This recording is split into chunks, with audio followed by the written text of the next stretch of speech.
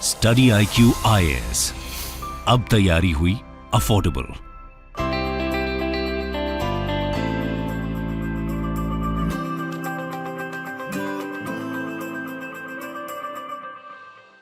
नमस्कार दोस्तों, अभी लेटेस्ट खबर ये आ रही है कि ग्रेटर नोएडा के एक गांव में, एक विलेज में, एक बिल्डिंग के अंदर एक क्लब फाउंड किया गया है, क्लब जो होता है। और चौंकाने वाली बात यह है कि ये इलीगल तरीके से चाइनीज नेशनल्स के द्वारा चलाया जा रहा था। और यहाँ पर जो पुलिस का शक है कि हो सकता है ये चाइनीज स्पाइस भी हो सकते हैं। ये आप देख पाओगे, in Greater Noida village illegal club for Chinese expats. तो इसको डिटेल से समझेंगे, एग्जैक्टली हुआ कहाँ पर क्या चीज़ें हुई हैं, पुलिस को इसकी जानकारी कैसे लगी, आगे क्या हो रहा है, काफ़ी कुछ जानने को है। चलिए आगे बढ़ते हैं, लेकिन उसके पहले एक इंपॉर्टेंट खबर कि यूपीएससी की अगर आप तैयारी कर रहे हो तो ध्यान रखिएगा, हमारे द्वारा एक कोर्स चलाया गया है जो कि लाइव क्लासेस कंडक्ट कराया जाएगा फ्रॉम 20th जून। यहाँ पर एक लिमिटेड सीट है और इनॉग्रल ऑफर के तौर पर आपको सिर्फ 18,500 पे करना है और ये सारे फीचर्स आपको मिल जाएंगे घर बैठकर। आप जो क्लासरूम का फीलिंग है वो इस पूरे चीज़ों के माध्यम से ले सकते हैं। और इसके लिए आपको कोड इस्तेमाल करना है अंकित लाइव हमारे ऐप और वेबसाइट पर। ये आपका 25,000 का कोर्स सिर्फ 18,500 में हो जाएगा। इसके अलावा अगर आप MCQs अटेम्प्ट करना चाहते हैं तो मेरे इंस्टा पेज पर जा सकते हैं, वहाँ पर स्टोरीज में जितने भी MCQs हैं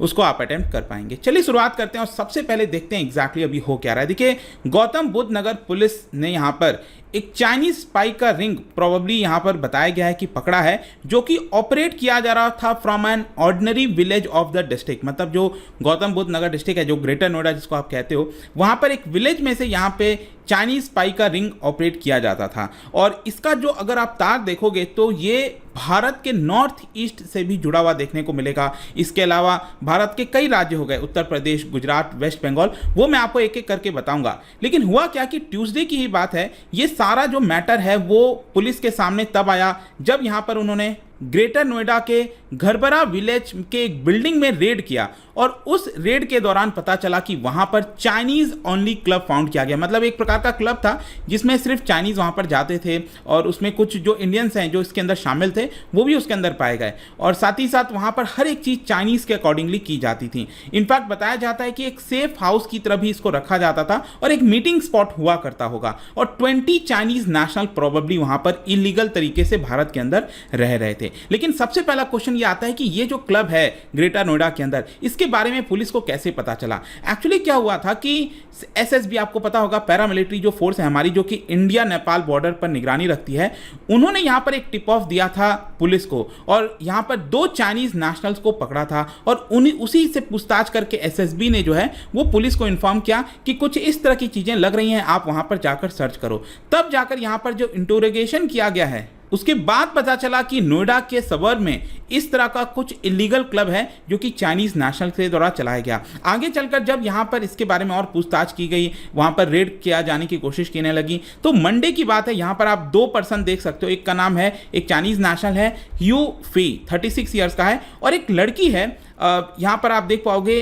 who is related to Nagaland Kohima, पेतु कुरियो, ठीक है, I am sorry for the pronunciation, लेकिन यहाँ पर ये लड़की है जो कि नागालैंड से बिलोंग करती है और ये चाइनीज नेशनल है।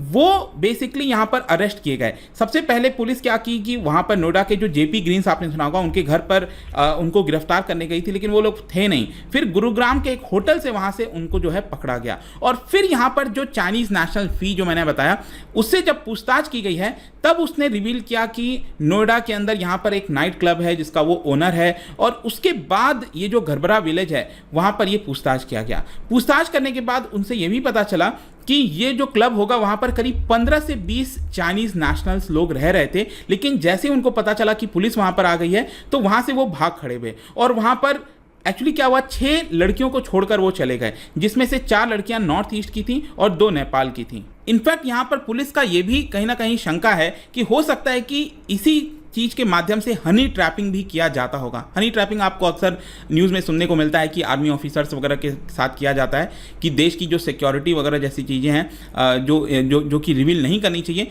वो यहाँ पर लड़कियाँ जो है हनी ट्रैप करके उनसे निकलवा लेती हैं। तो ये हनी ट्रैपिंग भी हो सकता है कि किया जाए, क्योंकि दुश्मन जो पड़ोसी होता है वो अक्सर इस तरह की चीज़ें करता रहता है और वही कुछ एविडेंस देखने को मिला है। लेकिन एविडेंस के तौर पर अगर यहाँ पर जब सर्च किया गया क्लब में तो बहुत ही ज़्यादा चौंकाने वाले एविडेंस, जैसे कि कई सारे जो फोटोकॉपी हैं वो डिस्कवर किया गया और इसमें यह पाया गया ये जो चाइनीज नेशनल है उसने इंडियन पासपोर्ट बना रखा है। आप सोच के देखिए, उसने इलीगल तरीके से एक इंडियन पासपोर्ट के नाम पर रह रहा है और 2019 में ही उसका चाइनीज पासपोर्ट एक्सपायर हो गया था। लेकिन जानबूझकर उसने क्या किया, भारत के अंदर भारत के ऑफिशियल से के साथ ही मिलकर एक इंडियन पासपोर्ट बना लिया अपने नाम का। और ऑब्वियसली बात है, वो चाइनीज नाम तो रख नहीं सकता था, तो यहां पर केले नाम जो है उसने अपना रख लिया और वो एक प्रकार से इंडियन सिटीजन अपने आप को करने की कोशिश कर रहा था, दिखाने की कोशिश कर रहा था।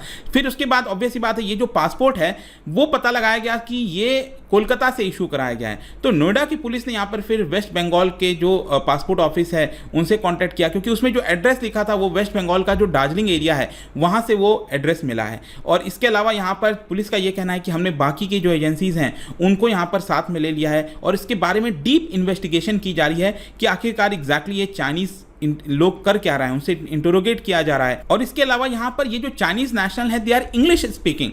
तो एक्चुअल में हो क्या रहा था यहाँ पर, चाइनीज नेशनल्स इंग्लिश स्पीकिंग में, क्योंकि अगर भारत के अंदर अगर कोई स्पाई वगैरह आता है तो कहीं ना कहीं उसको दूसरी अलग अलग लैंग्वेज आनी चाहिए, तो वो यहाँ पर एविडेंस देखने को मिल रहा था। और ये कहीं ना कहीं हमारे इंटरनल सिक्योरिटी और इंटरनेशनल सिक्योरिटी देश से रिलेटेड हो सकता है, तो इसमें बहुत ज़्यादा निगरानी की आवश्यकता है। इसके अलावा आप देख सकते हो कि ये भी बताया जा रहा है कि other than the passport copy, machines, equipment, बहुत सारे जो फॉर्ज डॉक्यूमेंट्स हैं, आधार, वोटर ID, हर चीज़ रिकवर किया गया है उस क्लब से। और इसके अलावा यहाँ पर एक स्मार्ट कार्ड होता है, उसमें क्या होता है, जैसे पैन कार्ड बनाना है, कोई फेक पैन कार्ड बनाना है, तो वो सारे कार्ड इस तरह के पाए गए हैं वहां पर, जो कि काफी ज्यादा चौंकाने वाले हैं। लेकिन इन सबका भारत के साथ क्या कनेक्शन है, मैं आपको थोड़ा सा बताता हूं। देखो, ये जो बिल्डिंग था, ये जो घरबरा विलेज मैंने आपको बताया, वहां पे ये जो बिल्डिंग में ये क्लब बना रखे थे, वो बिल्डिंग में आप देखोगे तो ये 5 साल के लिए रेंट पर इन्होंने लिया था और पिछले साल ही रेंट पर लिया था। इस रेंट एग्रीमेंट कराया था जिस ओनर के साथ, वो ओनर उसी विलेज का है, ठीक है। लेकिन यहां पर 4 और लोगों के साथ यहां पर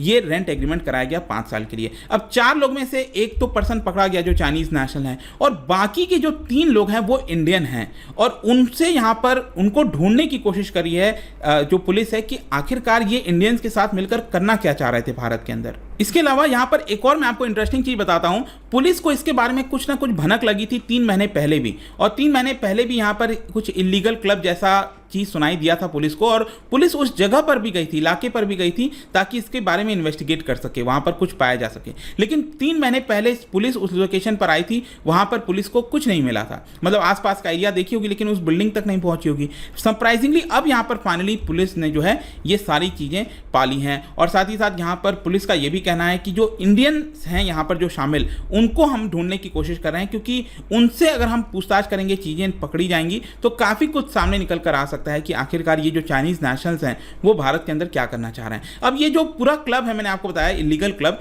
इसका नाम अगर आप देखोगे तो ये लिखा हुआ है तियांगशेन रेंजियन, ठीक है। और ये जो नाम है ना तियांगशेन रेंजियन, ये एक कंपनी के तौर पर रजिस्टर किया गया है इन कानपुर। आप सोच के देखिए, यूपी के अंदर इसके तार जोड़े हैं कानपुर के, और non government private limited company के तौर पर कानपुर में रजिस्टर किया गया। उसके 2 दिन बाद ही यहाँ पर बताया जाता है कि जो एग्रीमेंट वगैरह है नोएडा के अंदर, वो सारी चीज़ें की गई थी। और साथ ही साथ यहाँ पर जो 2 पार्टनर हैं, कंपनी हैज़ 2 पार्टनर बेसिकली, एक तो ये पर्सन हो गया और एक दूसरा है रवि, ये भी इसके अंदर पार्टनर है इस कंपनी के।